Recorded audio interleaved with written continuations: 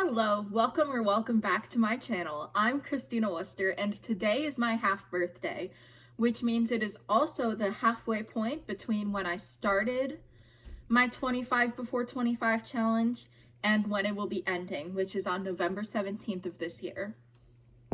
Since it is the halfway point, I thought I would give you all a little update as to how that's going and sort of detail my future plans for how I'm going to get this done and still read all the other books I want to read. I have currently read 12 out of the 25 books that I am supposed to read, and I am working on number 13. In theory, this is exactly where I want to be, like almost exactly the halfway point.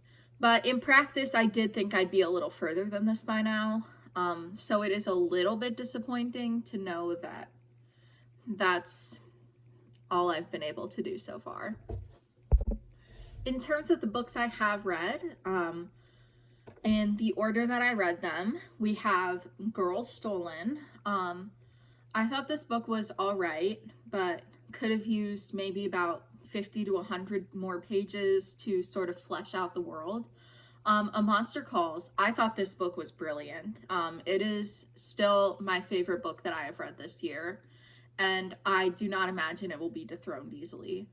All the Colors of the Dark wasn't for me. The Guest List was a nice thriller. You've Reached Sam was incredibly depressing. It was definitely a nice portrayal of grief, but not as interesting in my opinion as A Monster Calls. She's Too Pretty to Burn was confusing. Sushi for One, surprisingly enjoyable. Hidden Pictures could drag at parts, but overall enjoyable. A Song for the Wild-Built. I feel like it'll be hard to talk about this one without reading the sequel, but I did enjoy it overall. The Secret History, I'm still not sure how I feel about The Secret History. The It Girl, I feel like I should have liked this more than I did. And then If We Were Villains, I enjoyed a lot more than The Secret History, which it is a comparison that I use because it was literally used as a comp title. Now we have the books that I have yet to read, and I will be talking about these in the order that they were put on my bingo board. So we have Sherwood by Megan Spooner. That is what I am reading right now. It is the last book I need to read in order to get a bingo. So I figured I might as well just start it now. A Tree Grows in Brooklyn. I am planning to read that in the month of June for the Lost in New York readathon, which will be running from June 2026 to May 2027. It should be a fun time. We have a Discord. I made a video all about it. Yeah. The Naturals by Jennifer Lynn Barnes. The last Jennifer Lynn Barnes I read disappointed me, but this is the start to a new series, as opposed to like the 5th book in a series that perhaps was dragged on too long. So I will choose to be optimistic because I really did enjoy the original Inheritance Games trilogy. The Lightning Thief by Rick Riordan. Yeah, I have never read this book. I know it's kind of a middle grade classic, just never read it. I am familiar with the plot from the movie and the musical and like 2 episodes of the TV series, but yeah, it should be a fun ride. Camino Island by John Grisham. I have read a Grisham before and I was not a fan. You can find out all about that in my book swap with my dad. Patron Saints of Nothing by Randy Rebay. This is definitely one that I'm interested in reading soon. It is a little bit more in line with what I usually read than some of these other picks are. A Prayer for the Crownshy. This is another one that I need to read before I forget everything that happened in A Psalm for the Wild-Built.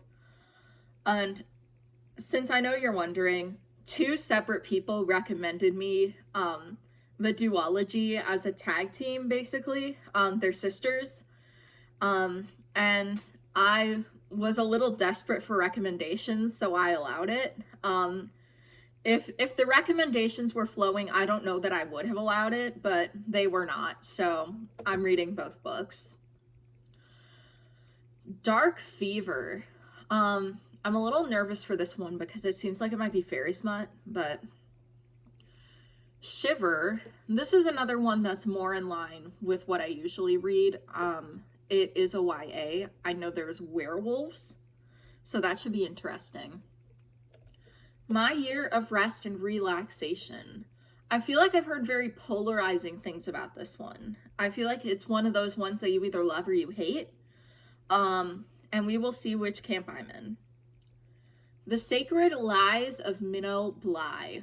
Now, this book I have heard like nothing about. I know it involves cults, which I was very interested in for a while, so that should be interesting, I guess. The Hate You Give. I actually have a copy of this book that my sister owns that I'll be able to read, so I am not bound by library returning times, so that's good. And finally, The Night Circus.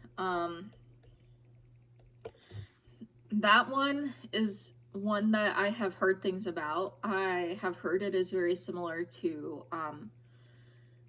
like Once Upon a Broken Heart and its companion series Caraval, which I have never read, in vibes. And I hope that is true because I did enjoy Once Upon a Broken Heart. Thank you so much for watching. Don't forget to like, comment, and subscribe. You're the best.